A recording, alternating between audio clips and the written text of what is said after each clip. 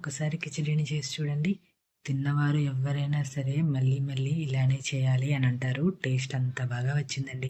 Late చేయకుండా రెసిపీని start చేసేద్దాం. ముందుగా ఒక బౌల్లోకి 1 కప్పు వరకు బియ్యాన్ని తీసుకోవాలి. అలానే 1 కప్పు వరకు పెసరపప్పును తీసుకోవాలి. 1 కప్పు వరకు సగ్గుబియ్యాన్ని తీసుకొని వీటిని 1కి 2 సార్లు శుభ్రంగా వాష్ చేసుకోవాలి. నేను రెగ్యులర్గా యూజ్ చేసే బియ్యాన్ని తీసుకున్నానండి. లేదు అంటే రేషన్ బియ్యాన్ని కూడా యూజ్ చేయొచ్చు. ఇలా 1కి 2 సార్లు శుభ్రంగా వాష్ చేసుకున్న తర్వాత దీనిలోకి ఒక పెద్ద ఉల్లిపాయని ఈ విధంగా పీసెస్గా కట్ చేసి వేసుకోవాలి. అలానే ఒక పచ్చిమిర్చిని ఈ విధంగా కట్ చేసి వేసుకోవాలి. 2 మీడియం సైజు టమాటాలని ఈ విధంగా పీసెస్గా కట్ చేసి తీసుకోవాలి. అలానే ఒక క్యారెట్ని ఈ విధంగా పీసెస్గా కట్ చేసి వేసుకోవాలి. అలానే రాడిష్ని కూడా ఈ విధంగా పీసెస్గా కట్ చేసి వేసుకోవాలి. రాడిష్ అనేది ఆప్షనల్ అండి. అలానే 1 అంగుళం వరకు అల్లాన్ని ఈ విధంగా చిన్న చిన్న ముక్కలుగా కట్ చేసి వేసుకోవాలి. 1 టేబుల్ స్పూన్ మిరియాలు, 1/2 స్పూన్ వరకు పసుపు, అలానే మనం తీసుకున్న ఇంగ్రీడియంట్స్కి 9 కప్పుల వరకు వాటర్ని వేసుకోవాలి. మనం తీసుకున్న బియ్యము, పెసరపప్పు, సగ్గుబియ్యానికి 1 కప్పుకి 3 కప్పుల కొలతగా వేసుకుంటే సరిపోతుందండి. ఇలా వేసుకున్న వాటర్ని ఒకసారి అంతా మిక్స్ చేసుకొని దీని మీద మూత పెట్టి 3 నుండి 5 విజిల్స్ మీడియం టు హై ఫ్లేమ్లో ఉడికించుకోవాలి. ఇలా సెట్ చేసుకొని ఉడికించుకుంటే సరిపోతుంది. చూడండి, ఫ్లేమ్ని ఈ విధంగా మీడియం ఫ్లేమ్లోకి అడ్జస్ట్ చేసుకొని 3 విజిల్స్ నుండి 5 విజిల్స్ వచ్చేంత వరకు ఉడికించుకోవాలి. మన రెసిపీని మరింత హెల్దీగా చేయడం కోసం 2 కప్పుల వరకు జొన్నపిండిని ఒక బౌల్లోకి తీసుకుందాము. 2 కప్పుల జొన్నపిండికి 4 కప్పుల వరకు వాటర్ని వేసుకొని మిక్స్ చేసుకుందాము. ఇలా వాటర్ని వేసుకున్న తర్వాత ఉండలు లేకుండా మిక్స్ చేసుకోవాలి. చూడండి, ఈ విధంగా ఉండలు లేకుండా కలుపుకుంటే సరిపోతుంది. ఇలా జొన్నపిండికి వాటర్ మిక్స్ చేసుకుంటే ప్రాసెస్ అనేది చాలా ఈజీ అవుతుందండి. ఇలా కలుపుకొని దీనిని పక్కన పెట్టుకొని మన పప్పు అనేది ఉడికిందో లేదో చూద్దాము. ఆవిరంతా పోయిన తర్వాత మూత తీసి పప్పు అనేది ఉడికిందో లేదో చూద్దాము. చూడండి, వాటర్ అనేది కరెక్ట్గా సరిపోయింది కదా. ఇప్పుడు ఒకసారి గరిటెతో కానీ లేదా పప్పు గుత్తితో కానీ మెదుపుకుంటే సరిపోతుంది.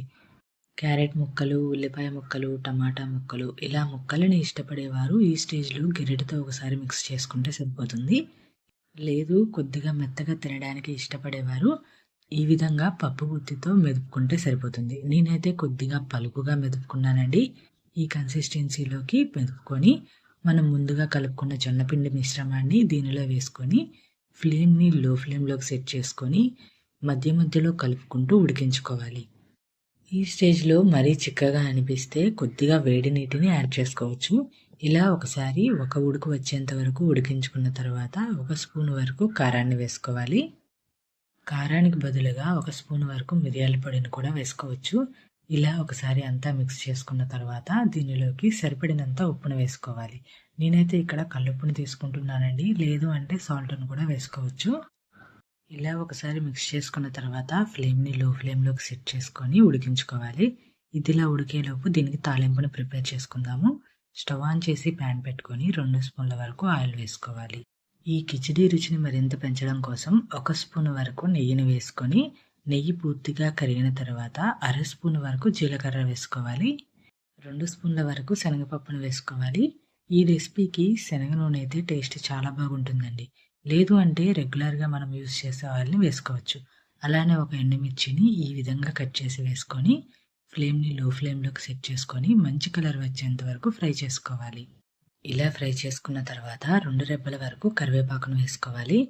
కరివేపాకు కొద్దిగా చిటపటమన్న తర్వాత 8 నుండి 10 వరకు జీడిపప్పు పలుకులను వేసుకోవాలి. జీడిపప్పు అనేది ఆప్షనల్ అండి.